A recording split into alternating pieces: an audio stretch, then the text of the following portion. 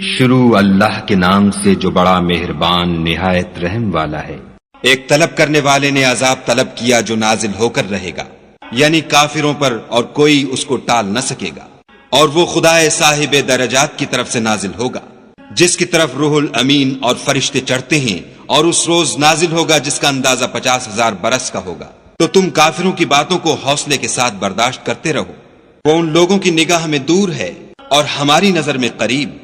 جس دن آسمان ایسا ہو جائے گا جیسا پگھلا ہوا تانبا، اور پہاڑ ایسے جیسے دھنکی ہوئی رنگین اون، اور کوئی دوست کسی دوست کا پرساں نہ ہوگا، حالانکہ ایک دوسرے کو سامنے دیکھ رہے ہوں گے۔ اس روز گناہگار خواہش کرے گا کہ کسی طرح اس دن کے عذاب کے بدلے میں سب کچھ دے دے، یعنی اپنے بیٹے اور اپنی بیوی اور اپنے بھائی اور اپنا خاندان جس میں وہ رہتا تھا، اور جتنے آدمی زمین پر ہیں، غرض سب کچھ دے دے اور اپنے تئیں عذاب سے چھڑا لے۔ لیکن ایسا ہرگز نہیں ہوگا، وہ بھڑکتی ہوئی آگ ہے، حال ادھیڑ ڈالنے والی۔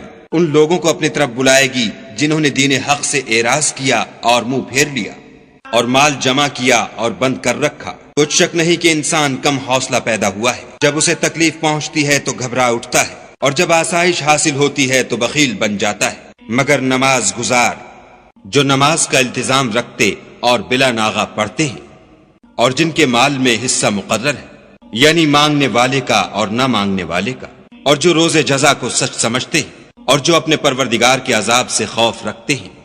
بے شک ان کے پروردگار کا عذاب ہے ہی ایسا کہ اس سے بے خوف نہ ہوا جائے، اور جو اپنی شرمگاہوں کی حفاظت کرتے ہیں، مگر اپنی بیویوں یا لونڈیوں سے کہ ان کے پاس جانے پر انہیں کچھ ملامت نہیں، اور جو لوگ ان کے سوا اور کے خواستگار ہوں وہ حد سے نکل جانے والے ہیں، اور جو اپنی امانتوں اور اقراروں کا پاس کرتے ہیں، اور جو اپنی شہادتوں پر قائم رہتے ہیں، اور جو اپنی نماز کی خبر رکھتے ہیں، یہی لوگ باغ بہشت میں عزت و اکرام سے ہوں گے۔ تو ان کافروں کو کیا ہوا ہے کہ تمہاری طرف دوڑے چلے آتے ہیں، اور دائیں بائیں سے گروہ گروہ ہو کر جمع ہوتے جاتے ہیں؟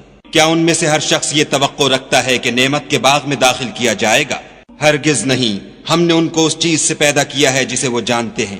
ہمیں مشرقوں اور مغربوں کے مالک کی قسم کہ ہم طاقت رکھتے ہیں، یعنی اس بات پر قادر ہیں کہ ان سے بہتر لوگ بدل لائیں، اور ہم عاجز نہیں ہیں۔